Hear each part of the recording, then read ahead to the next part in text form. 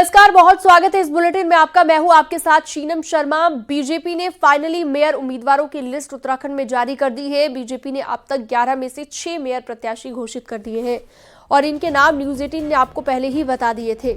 BJP ने हरिद्वार में किरण जैसल को टिकट दिया है, तो श्रीनगर में आशा उपाध्याय को टिकट दिया गया है। वहीं कोटद्वार में शैलेंद्र सिंह रावत को मेयर प्रत्याशी बनाया गया है, जबकि पिथौरागढ़ में कल्पना देवलाल को टिकट दिया गया है। अल्मोड़ा में अजय वर्मा पार्टी के मेयर प्रत्याशी हैं, तो रुद्रपुर में विकास शर्मा को बीजेपी ने अपना प्रत्याशी घोषित किया है।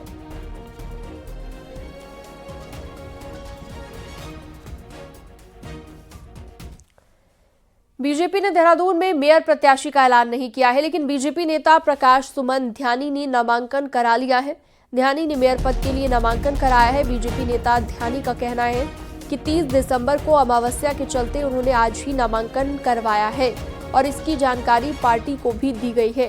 ध्यानी को पूरी उम्मीद है कि बीजेपी का टिकट उन्हें ही मिलेगा।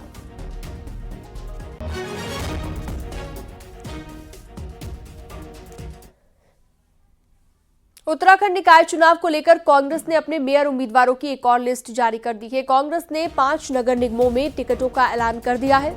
ऋषिकेश में दीपक जाटव को उम्मीदवार बनाया गया है, तो हरिद्वार में अमरीश बालियान को टिकट दिया गया है। रुड़की में कांग्रेस ने पूजा गुप्ता को उम्मीदवार बनाया, जबकि रुद्रपुर में मोहन खेड़ा को मेयर उम्मीदवार बनाया गया। अल्मोड़ा में भैरव गोस्वामी पर दाव खेला गया और उन्हें मेयर प्रत्याशी बनाया गया। 5 नाम न्यूज 18 ने आपको पहले ही बता दिए थे और न्यूज 18 की खबर पर एक बार फिर से मुहर लगी है। इससे पहले 3 नगर निगमों में मेयर प्रत्याशियों का ऐलान कांग्रेस पार्टी कर चुकी है।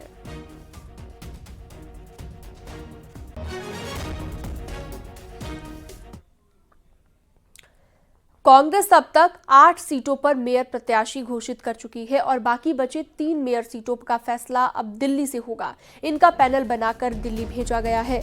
विवाद के चलते 3 नगर निगम फाइनल नहीं हो पाए हैं। देहरादून, कोटद्वार, पिथौरागढ़ पर दिल्ली से फैसला होगा। सूत्रों के हवाले से खबर है कि कोटद्वार में सुरेंद्र सिंह नेगी और रंजना रावत में विवाद है। इसके साथ ही पिथौरागढ़ में विधायक मयूख महर और मथुरा दत्त जोशी में विवाद है। वहीं देहरादून में 5 अलग अलग नामों पर एक राय नहीं बन पा रही है। हालांकि माना यह जा रहा है कि आज मेयरों की लिस्ट जारी हो सकती है।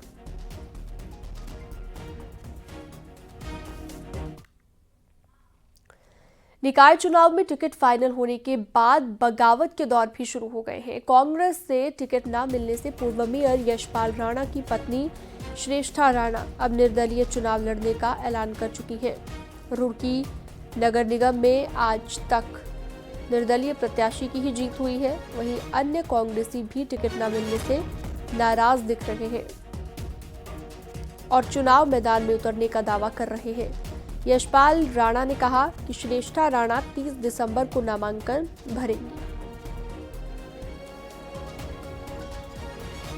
निर्दलीय चुनाव लड़ा जाएगा और आप सब साथियों की, मेरे संग साथियों को, जैसे रुड़की की जनता की जो डिमांड है, आप उससे निश्चिंत रहो। यशपाल राणा चुनाव जनता के कहने पर लड़ेंगे और चुनाव जीत।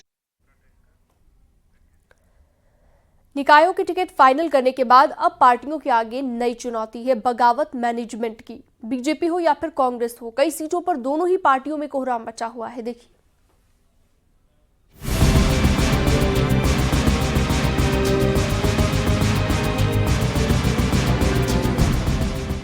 नगर निकायों के लिए चले मैराथन मंथन के बाद दोनों ही पार्टियों ने नगर पंचायत से लेकर नगर निगम तक के टिकट फाइनल कर लिए। लेकिन अब नई समस्या टिकट नहीं मिलने से नाराज बगावती तेवर अपना चुके नेताओं को मनाने की है।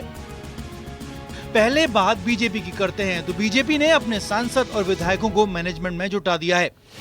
कोटद्वार के दुगड्डा में टिकट नहीं मिलने से नाराज बीजेपी नेता और निवर्तमान नगर पालिका अध्यक्ष भावना चौहान निर्दलीय लड़ने का ऐलान कर चुकी हैं। उत्तरकाशी में बीजेपी नेता और पूर्व पालिका अध्यक्ष भूपेंद्र चौहान भी पार्टी कैंडिडेट के खिलाफ नामांकन करा चुके हैं। रामनगर में बीजेपी के कई नेता बगावत पर उतर आए हैं, तो लक्सर में बीजेपी नेता शिवम कश्यप ने बीएसपी ही ज्वाइन कर ली। अल्मोड़ा में बीजेपी के बागी भैरव गोस्वामी को कांग्रेस ने हाथों हाथ मेयर का टिकट थमा दिया। लोहाघाट, गंगोलीहाट, भाजपुर और बनबसा में भी बगावत के स्वर उठ रहे हैं। कहीं पर किसी प्रकार की ऐसी समस्या जहां लग रही हो कि कोई किसी में नाराजगी होगी, तो प्रदेश स्तर पर हमारे माननीय सांसद गणों को, विधायक गणों को जो नाराजगी जिनके अंदर है उनको नाराजगी दूर करने के लिए कहा गया है। और निश्चित रूप से ये तय है कि भारतीय जनता पार्टी के कोई भी कार्यकर्ता बागी नहीं हो सकता है, पार्टी के साथ खड़े होने वाले हैं। कांग्रेस में भी बगावत कम नहीं है। टिकट नहीं मिलने से नाराज टिहरी के घनसाली में अनुसूचित विभाग के जिलाध्यक्ष विनोद लाल शाह ने निर्दलीय चुनाव लड़ने का ऐलान कर दिया है। रुद्रप्रयाग में कांग्रेस नेता संतोष राउत भी बगावत कर चुनाव लड़ रहे हैं। तो रुड़की में पूर्व मेयर यशपाल राणा की पत्नी श्रेष्ठा राणा ने भी पार्टी प्रत्याशी के खिलाफ निर्दलीय ताल ठोक दी है। उम्मीदवार कई होते हैं, किसी को मौका मिलता है, किसी को नहीं मिलता है, कुछ लोग बागी के रूप में लड़ते हैं, लेकिन अभी कांग्रेस में ऐसी स्थिति नहीं आई है। जो हमारे पर सूचनाएं आ रही हैं, कल तक क्लियर होगा कि क्या स्थिति बन रही। अगर कहीं पर ऐसी स्थिति आएगी, असंतोष चुनाव लड़ेंगे या बागी उम्मीदवार मैदान में होगा, तो निश्चित रूप से उनको मनाने का प्रयास किया जाएगा। निकाय चुनाव की ये बगावत कई जगह पार्टियों के समीकरण पूरी तरह उलट सकती है। पार्टियों की दिक्कत यह है कि उनके पास नाराज नेताओं को मनाने का वक्त कम है। 30 दिसंबर तक नामांकन और उसके बाद 2 जनवरी तक नाम वापसी का समय है। यानी महज 3 दिन के अंदर जिसने भी बगावतियों की मान मनोहार कर ली, उसकी चुनावी राह कुछ आसान हो सकती है। देहरादून से न्यूज़ 18 के लिए सुनील नवप्रभात की रिपोर्ट।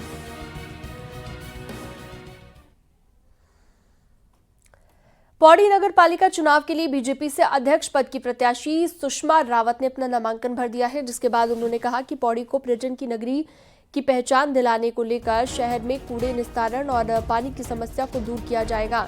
उन्होंने अपनी जीत का भी दावा किया। इस क्षेत्र के विकास के लिए मैं हमेशा अग्रसर रहूंगी। पर्यटन से हो, चाहे पानी की समस्या हो, चाहे कूड़े की समस्या हो, और सबके साथ मिलके जो यहाँ से वरिष्ठ नागरिकों के साथ बैठ के यहाँ से रणनीति बनाई जाएगी और इस नगर पालिका क्षेत्र के विकास के लिए हम तत्पर अग्रसर रहेंगे। नैनीताल पालिका में सभासद पदों के लिए अधिकांश प्रत्याशियों ने अपना नामांकन भर दिया है और खास बात यह है कि इस बार युवा चेहरे अपने क्षेत्र के विकास के लिए चुनावी मैदान में कूदे हैं और नामांकन दाखिल कर रहे हैं। आज और कल सभी पदों के लिए नामांकन पूरे कर लिए जाएंगे, जिसके बाद नामांकन पत्रों की जांच और चुनाव चिन्ह दिया जाएगा। प्रत्याशियों ने अपना एजेंडा तय कर लिया है और कई उम्मीदवार नारायण नगर को मालिकाना हक के लिए चुनाव में उतरे हैं। सर्वप्रथम तो मेरा जो है कि नारायण नगर क्षेत्र में जो भी वहाँ पर निवासरत लोग हैं, उनका मालिकाना हक उनको दिला सकूं, और दूसरा जो उनकी बहुत सारी परेशानियां हैं तो उनके निवारण हेतु मैं प्रयासरत रहूँगा। कुछ क्षेत्र की समस्याएं इतनी है कि वहाँ ना लाइट है, सिविल की प्रॉब्लम बहुत है, और जो कूड़ा जो करकट का वो है, मतलब वहाँ नीचे तक तो सफाई होती है, मगर जो ऊपर का क्षेत्र है और ग्रामीण क्षेत्र ही मान सकते हो उसको, मगर यह है कि वहाँ सफाई बिल्कुल भी नहीं होती है। समाज के प्रति देखिए, जितने भी राजनीतिक दल से चुनाव लड़ रहे हैं, किसी ने भी ऐसा कुछ कार्य नहीं करा।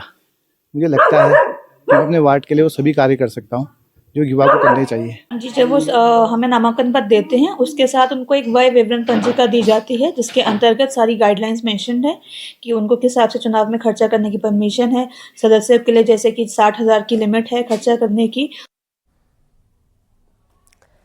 निकाय चुनाव में टिकट फाइनल होने के बाद कांग्रेस की प्रत्याशी पूजा गुप्ता और उनके पति सचिन गुप्ता जैसे कि रुड़की पहुंचे। कांग्रेसी कार्यकर्ताओं ने उनका जोरदार स्वागत किया। साथ ही उन्होंने कहा कि लोकतंत्र में टिकट को लेकर सब अपनी दावेदारी करते हैं, लेकिन आखिरी निर्णय पार्टी का होता है। पूजा गुप्ता ने अपनी जीत का दावा किया। साथ ही सचिन गुप्ता ने कहा कि पूजा बहुत अच्छे से रुड़की का विकास करेगी। जो इतिहास बने होते हैं उन्हें बदलने के लिए होता है। मुझे पता है इस बार रुड़की की जनता इतिहास बदलेगी और मुझ पे और मेरे पति सचिन गुप्ता पे विश्वास जताएगी और उन्हें बीजेपी। आप देखिएगा जैसे पूजा ने बिजनेस संभाला है, होटल्स का बिजनेस इतना बढ़िया संभाल रखा है, उसे अभी जो है उद्यमी का महिला उद्यमी का अवार्ड भी मिला है, और रुड़की को भी जो है बहुत अच्छा अवार्ड मिलेगा नगर निगम को स्वच्छता के लिए। हरिद्वार में मेयर प्रत्याशी के लिए बीजेपी ने किरण जैसल को अपना उम्मीदवार बनाया है। वहीं कांग्रेस ने अमरीश देवी बालियान पर भरोसा जताया है। टिकट की घोषणा होने के बाद प्रत्याशियों के घर बधाई देने वालों का तांता लगा हुआ है। समर्थक और पार्टी कार्यकर्ता उम्मीदवारों को मिठाई खिलाकर खुशी का इजहार कर रहे हैं। दोनों प्रत्याशियों ने अपनी जीत का दावा किया है। धन्यवाद करती हूँ, नेताओं जी का धन्यवाद करती हूँ, कार्यकर्ताओं का धन्यवाद करती हूँ और जो मुझे मेयर प्रत्याशी के रूप में मुझे जो चुना गया है, मैं उसमें जनता के बीच में रह के अपने अच्छे से कार्य करूँगी। हमें पूरी उम्मीद है, हमें पूरा विश्वास है। अगर पार्टी ने हमें मौका दिया, हमारे विश्वास में हमारे पर भरोसा किया तो हम भी उन्हें विश्वास दिलाते हैं कि जीत उनके हाथ में सौंप कर रहेंगे। बीजेपी की ओर से कोटद्वार में शैलेंद्र सिंह रावत को मेयर का प्रत्याशी बनाया गया है। टिकट मिलने के बाद उन्होंने संगठन का धन्यवाद करते हुए बीजेपी मेयर बनने से कोटद्वार का विकास तेजी से होगा ये कहा और कहा इसका फायदा जनता को भी मिलेगा। सबसे पहले मैं भारतीय जनता पार्टी का धन्यवाद करूंगा, माननीय मुख्यमंत्री जी का धन्यवाद करूंगा, माननीय हमारी विधानसभा अध्यक्ष हैं उनका धन्यवाद करूंगा और संगठन का धन्यवाद करूंगा, माननीय प्रदेश अध्यक्ष जी का धन्यवाद करूंगा, माननीय सांसद जी श्री अनिल बलूनी जी का धन्यवाद करूंगा, सारी पार्टी का धन्यवाद करूंगा। उन्होंने विश्वास जताया मेरे पे। निश्चित रूप से ये जो मेयर की सीट है 100% जो है भारतीय जनता पार्टी जीतेगी। देहरादून नगर निगम के अधिकारियों पर कांग्रेस ने आरोप लगाया है कि सत्ता के दबाव में एनओसी जारी करने में देरी की जा रही है। दरअसल किसी भी प्रत्याशी को चुनाव लड़ने के लिए विभिन्न विभागों की तरफ से एनओसी प्राप्त करना होता है, जिसके बाद ही वो अपना नॉमिनेशन फाइल कर सकते हैं। इसी बीच कांग्रेस के विधायक प्रीतम सिंह अपने समर्थकों के साथ नगर निगम पहुंचे और सत्ता पक्ष पर आरोप लगाते हुए कहा अधिकारियों पर दबाव डाला जा रहा है और कांग्रेस के उम्मीदवारों की एनओसी जानबूझकर रोकी जा रही है। वहीं अधिकारियों का कहना है कि वो मामले की जांच कर रहे हैं, जो भी तथ्य सामने आएंगे उसी के आधार पर एनओसी जारी की जाएगी।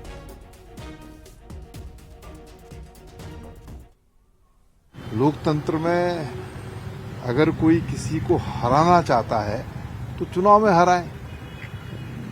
ये एनओसी ना दे करके या इस तरह का हरकत करके तो नहीं हराया जा सकता। आया था तो उन्होंने एनओसी अब जारी कर दी। दिक्कत आई है कि जब से ही हमने एनओसी के लिए अप्लाई किया तो इन्होंने जो है उस पर कहा कि अभी जो है इस पर आपत्ति लगी हुई है। मैंने कहा किस तरह की आपत्ति लगी हुई है कि आपके खिलाफ किसी ने एप्लीकेशन दी है कि इन पर बकाया है। सर शुरू के दिन थोड़ा सा मैनेज नहीं हो पाया था, लेकिन दूसरे दिन से हमने प्रॉपर तरीके से अपने तीनों सेक्शन से हेल्थ, टैक्स और लैंड इन अनुभागों से नियमानुसार आख्या मांग रहे हैं और उसके अनुसार हम जारी कर रहे हैं। पीएम मोदी का इस साल का आखिरी मन की बात कार्यक्रम हुआ। वहीं देहरादून कैंप कार्यालय में सीएम पुष्कर सिंह धामी ने भी मन की बात कार्यक्रम को सुना। इस दौरान बीजेपी के प्रदेश अध्यक्ष महेंद्र भट्ट भी यहां पर मौजूद रहे।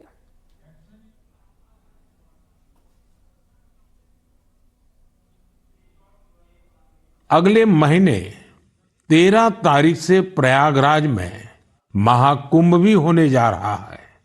इस समय वहां संगम तट पर जबरदस्त तैयारियां चल रही है।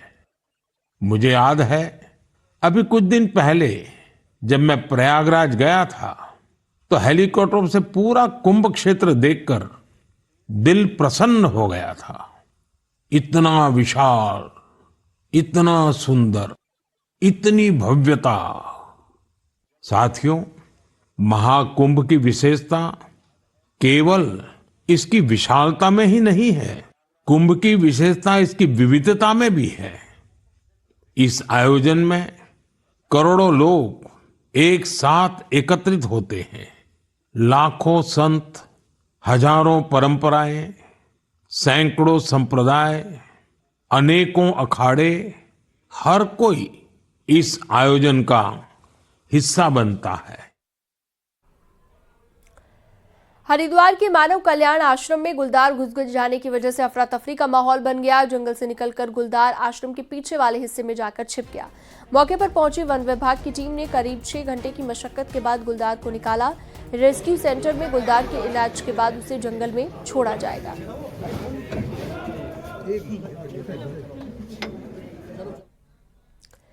मसूरी में पेट्रोल पंप पर कुछ बदमाशों ने लूटपाट और मारपीट की घटना को अंजाम दिया, जिसमें सेल्समैन को गंभीर चोटें आई हैं। सुबह करीब 3:30 बजे मसूरी धनौल्टी रोड स्थित पेट्रोल पंप पर कुछ गुंडों ने मारपीट की और लूटपाट की घटना को अंजाम दिया। इन गुंडों ने पेट्रोल पंप पर काम कर रहे सेल्समैन को बुरी तरह से मारा और उसे पैसे लूटने की कोशिश की। वहीं पुलिस मामले की जांच पड़ताल में जुटी हुई है। घटनास्थल पर लगे सीसीटीवी कैमरों से पुलिस आरोपियों की पहचान करने की कोशिश कर रही है।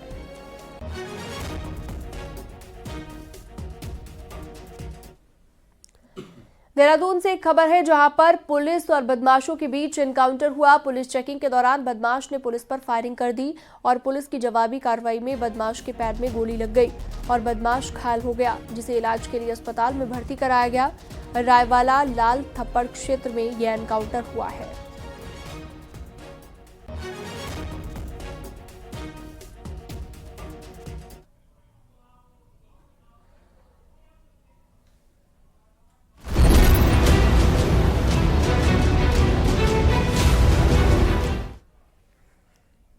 और देहरादून से एक बड़ी खबर आ रही है। एसडीएमए की तरफ से चमोली जिले के लिए एवलांच का खतरा बताया गया है।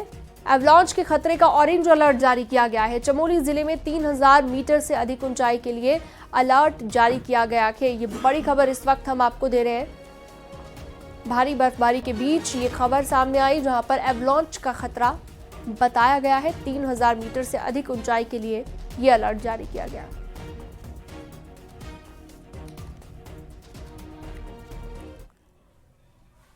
उत्तरकाशी के ऊंचाई वाले क्षेत्रों में हुई बर्फबारी के कारण गंगोत्री राष्ट्रीय राजमार्ग सूखी टॉप के आगे बंद हो गया है। वहीं गंगोत्री राष्ट्रीय राजमार्ग से बर्फ हटाने के कार्य में बीआरओ की मशीनें लगातार जुटी हुई हैं।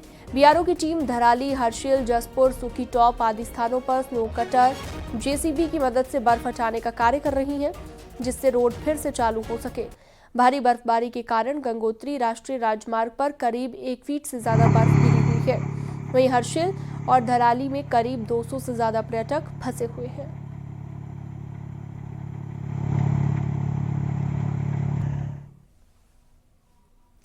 बद्रीनाथ धाम में भारी बर्फबारी के बाद मौसम सुहावना हो गया है। तस्वीर बद्रीनाथ धाम की है, जहां पर धूप खिलने के बाद धाम में बर्फ की चादर चमकने लगी है। मंदिर परिसर के आसपास के सभी इलाके बर्फ से ढके हुए हैं। बद्रीनाथ धाम में भारी बर्फबारी के बाद बद्रीनाथ राष्ट्रीय राजमार्ग बंद हो गया है। हनुमान चट्टी से लेकर बद्रीनाथ धाम तक बर्फ की सफेद चादर जमी हुई है।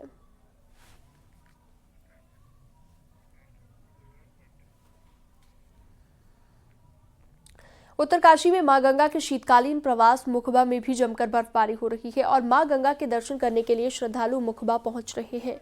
लेकिन यहां तक पहुंचने के लिए लोगों को काफी दिक्कतें भी हो रही हैं, क्योंकि भारी बर्फबारी के बाद सड़कों पर फिसलन हो रही है। गंगोत्री यमुनोत्री हाईवे भी बंद है, लेकिन इन सब के बाद भी पर्यटक मुखबा पहुंच रहे हैं और मां गंगा की पूजा अर्चना के साथ बर्फबारी का मजा लिया जा रहा है। मुखबा में बर्फ गिर रही है और यहाँ पर जो है रात से ही बर्फबारी हो रही है और निरंतर बर्फबारी हो रही है। और अभी हम यहाँ पे पूजा करके आए हैं गंगा मैया के मंदिर में, स्वामी सूर्य देवता, नरसिंह देवता के मंदिर में पूजा कर दी है।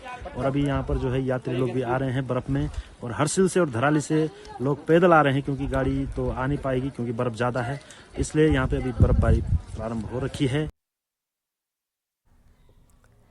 पिछले दिनों हुई बर्फबारी के बाद पर्यटकों की संख्या में लगातार बढ़ोतरी होती जा रही है। नए साल से पहले पहाड़ पर्यटकों से गुलजार है, तो पर्यटकों को जाम से भी परेशान होना पड़ रहा है। औली जोशीमठ मार्ग पर घंटों जाम लग रहा है, जबकि दूसरी तरफ 3 साल बाद पर्यटकों को नए साल पर बर्फबारी देखने को मिल रही है। उम्मीद है कि आने वाले नए साल में पर्यटकों की संख्या तेजी से बढ़ेगी। जैसे ही पहली बर्फबारी गिरी तो उससे आप देख रहे होंगे जिस तरीके से एकदम से टूरिस्टों की भीड़ काफ़ी आई है यहाँ पर, और काफ़ी पर्यटक आ रहा है इसमें यहाँ पर। और हालांकि जहाँ पर लोकल कारोबारी इससे काफ़ी खुश भी हैं, साथ ही इसका दूसरा पहलू एक ये भी है, यहाँ पर जो टूरिस्ट लोग हैं अचानक से आना, बर्फबारी होना और थोड़ा सा जो जाम की भी समस्या आप देख रहे हैं। 2 दिन की बारिश के बाद सोर घाटी पिथौरागढ़ में ऐसे नज़ारे देखने को मिले हैं जो देखने वालों के लिए किसी चमत्कार से कम नहीं है। सोर घाटी पूरी तरह से कोहरे में लिपटी नजर आ रही है। यह नज़ारा सोर घाटी के ऊपर चंडाक से नजर आ रहा है। कोहरे के ऊपर चमकता हुआ सूरज है, तो नीचे कोहरे की चादर पूरी घाटी को अपने आगोश में इस चादर ने ले लिया है और इसके नीचे उत्तराखंड का सबसे बड़ा पहाड़ी शहर बसता है।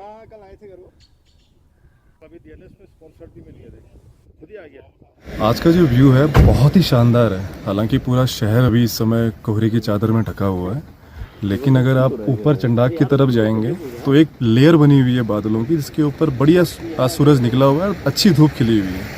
मुझे तो लगता है कि अगर ये जितनी जल्दी ये खबर लोगों तक पहुंचेगी, ज़्यादा से ज़्यादा लोगों को ऊपर आकर के इस व्यू का आनंद लेना चाहिए।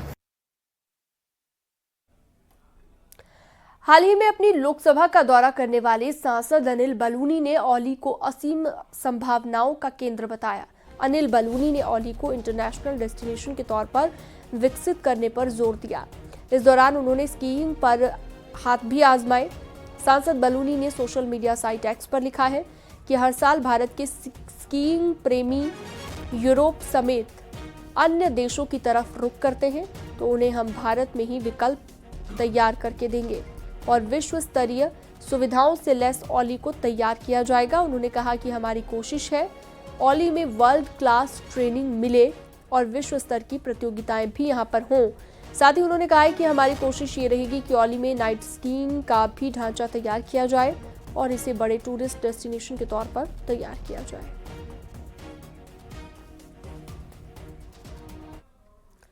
अल्मोड़ा हल्द्वानी नेशनल हाईवे 3 दिनों से पूरी तरह से बंद कर दिया गया है। बीते 3 महीने से क्वारब के पास लगातार लैंडस्लाइड होने से पहाड़ की रफ्तार रुकी है।